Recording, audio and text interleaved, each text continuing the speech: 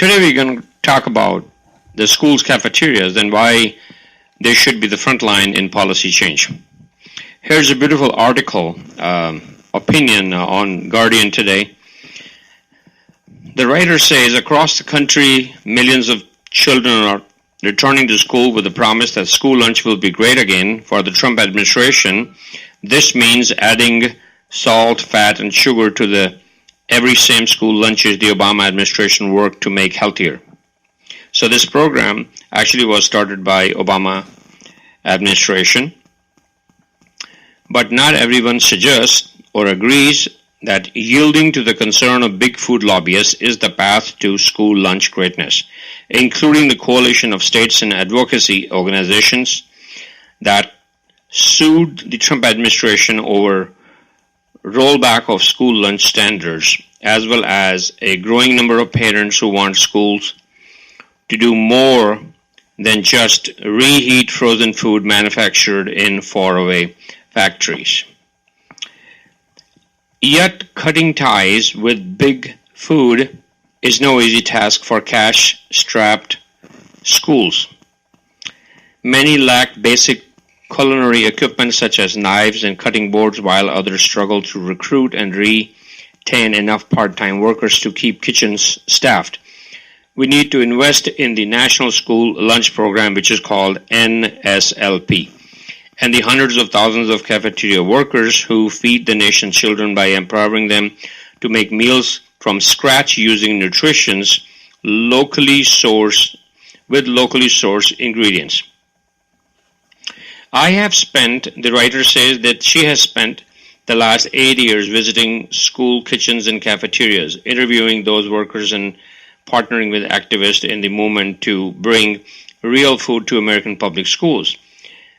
I began with a simple interest in learning more about how farm-to-school programs could redirect public dollars to support local farmers, and quickly realized that how difficult it is for schools to convert raw chicken, farm fresh vegetables, and whole grain into a finished meal after decades of cost cutting.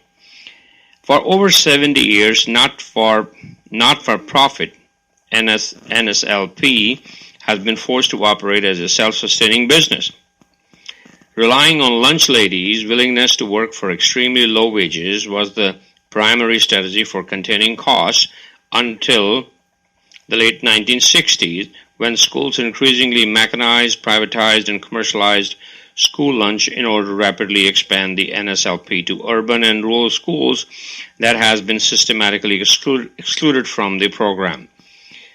During this time, the National Restaurant Association, which food activists often call the other NRA, convinced Congress that big food companies could deliver a better, cheaper school lunch program than the nation's lunch ladies. By the time the older millennials like me walked through the cafeteria doors in the early 1990s, we were greeted by a rectangular slice of greasy sausage pizza, generic McRib sandwiches, sugary flavored milk, and lots of canned fruit and vegetables. As a kid, I never really imagined that the school lunch could be different, and that wasn't until I began spending my days talking about school cafeteria workers 2 decades later that I began to understand how the people, mostly women, who feed the nation's children had suffered economically and emotionally as their jobs were degraded and de-skilled. We need in America a new model for NSLP that provides cafeteria workers with access to longer hours, higher wages, and more meaningful work. Only then we begin to realize the potential of NSLP to reduce the long-term cost of preventable dietary diseases, encourage environmentally and economically sustainable diets, and create good middle school jobs across the food chain. So, इस article के अंदर writer ने जो NSLP programme है जो Obama administration ने शुरू किया था, which is known as National School Lunch Program, उसको बेसिकली फ्रोजन फूड और इन रेस्टोरेंट चेन्स के हाथ में जाने की जगह पे जो खुद फूड बनाते हैं, हेल्थ फूड वर्कर्स हैं, उनको उनकी तरफ ज़्यादा ध्यान सरकार का दिलाया कि किसी तरीके से उनके वेजेस बढ़ें, उनके स्किल बढ़ें और वो खुद फूड बनाएं और फ्रेश फूड बच्चों को खिलाएं बनिस्बत की बना बनाया फूड जो है वो इन रेस्टोरेंट एसोसिएशन से भेजें और उनको चेक कार्ड दिए जाएं और उसमें बच्चे की हेल्थ और न्यूट्रिशन का जो है वो बिल्कुल ध्यान नहीं दिया जाता. So once again, the writer says we need a new model for the NSLP that provides cafeteria workers with access to longer hours, higher wages, and more meaningful work. Only then we can begin to realize the potential of NSLP to reduce long-term cost of preventable dietary diseases. तो mainly क्या है कि workers के साथ साथ ये बहुत जरूरी है कि जो food serve किया जा रहा है क्या उसमें कुछ सत्व भी है या तत्व भी है कि नहीं है और जो फूड बॉर्न डिजीजेस होती हैं तरह तरह के बैक्टीरियाज हैं सैमेनोला है और बैक्टीरियाज हैं उनको कैसे प्रिवेंट किया जा सकता है. तो long term cost of preventable dietary diseases जो खाने से पैदा होती हैं. दूसरा, encourage environmentally and economically sustainable diet and create good middle class jobs across the food chain. So the author basically is talking about a win-win situation where the already existing program NSLP should be used to enhance job workers' skills, their pay scales, and as well as the food quality, and in order to prevent the dietary diseases and also to have a sustainable, economically sustainable diets. आगे लिखते हैं voluntarily initiatives such as good food purchasing program can help schools ensure that small scale family farmers, organic growers and young beginning farmers see a greater share of public food dollars. But the impact will be limited if the NSLP continues to prioritize short-term cheapness over long-term public value. So ये जो हमारा capitalism है, ये जो businesses आजकल चल रहे हैं उसमें सब कुछ यही हो रहा है कि जैसे ऑथर ने कहा है कि हम शॉर्ट टर्म अपना विजन उसको प्रायोरिटाइज कर देते हैं और लॉन्ग टर्म जो चीज़ पब्लिक के हित में है उसे हम इग्नोर कर देते हैं. सो ऑथर ने इसीलिए इसके इम्पैक्ट को बढ़ाने के लिए ये सलाह दी है, ये सजेशंस दी हैं और उसको आगे डिस्कस करते हैं. We need to make a national investment in the future of food system. And K-12 schools offer the ideal platform. Unlike farmers markets and CSAs, which rely on individual consumers to vote with their forks for an alternative to the industrial status quo, the NSLP is a multi-billion-dollar public program that operates in practically every American neighborhood. तो lunch free का जो ये programme है ये बड़े बड़े शहरों में स्कूलों में चलता है और अगर इसी को ध्यान से ढंग से चलाया जाए तो नेशनल पॉलिसी को ध्यान में रखते हुए लॉन्ग टर्म पब्लिक इंटरेस्ट ध्यान में रखते हुए वर्कर्स का स्किल और बच्चों को गर्म फूड खुद बना के दिया जाए उसके ये लाभ जो हैं वो अनलिमिटेड हैं. आगे लिखते हैं the New York city, Boston and Atlanta are just a few of the nation's large school districts that have committed to feeding all children free school lunches, a move vital to reducing the stigma of NSLP as welfare food. This is a great start, but it is not enough. We have to change the labor of lunch. From the way the school food is grown, processed, and prepared, to the way it is served, if we want to maximize the benefits of the NSLP to children, workers, and the environment. So, writer इस बात पे ध्यान दिलाना चाहते हैं कि जैसे ये फूड का प्रोग्राम है जिसकी फंडिंग जो है वो एप्रोप्रिएट ढंग से कैसे लगाई जाए, खाने के प्रोसेस से लेके प्रिपेयर्डनेस से लेके और सर्व करने तक का जो सिस्टम है उसको कैसे बदला जाए. In the midst of A national conversation marked by lunch shamming and regulatory rollbacks, it may seem impractical to advocate for such sweeping changes.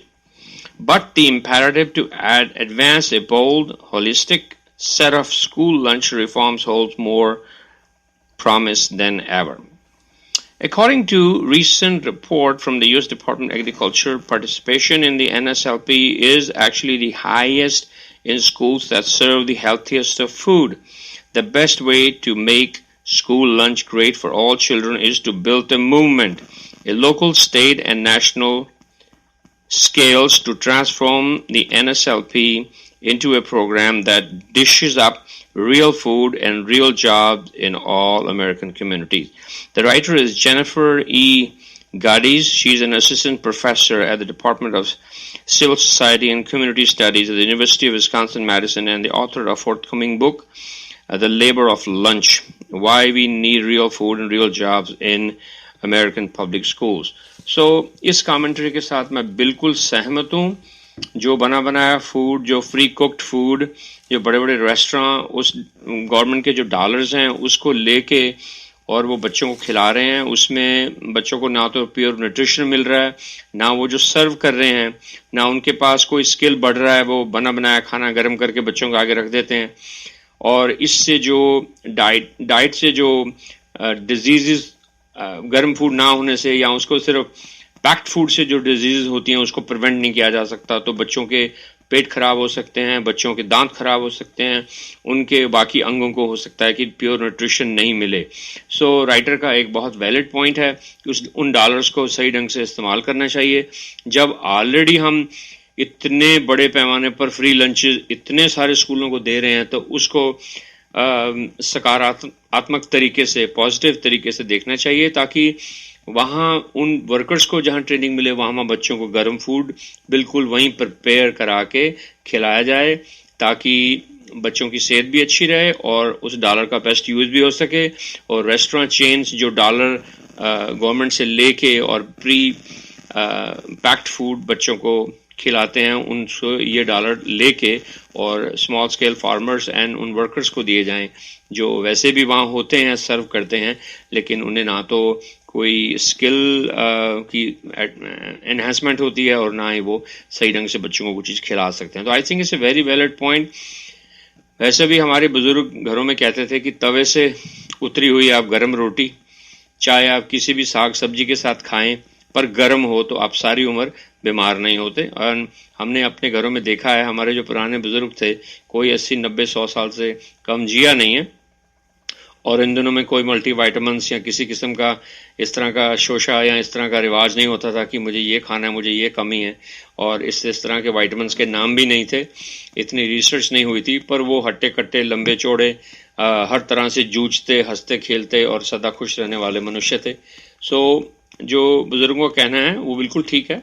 और जितनी भी डिजीज़ हैं टेक्निकली ये सारे के सारे जो फ्रोज़न फूड है, जो फूड हम बाज़ार से ला के रख देते हैं और उसे धीरे धीरे गर्म करके खाते हैं, उन्हीं से ये चीज़ें पैदा हो रही हैं. और उसके बाद उसमें न्यूट्रिशन नहीं है, उसमें कुछ रस नहीं है, उसमें कुछ एनर्जी नहीं है, वो सिर्फ घास फूस की तरह ही खाना हुआ है.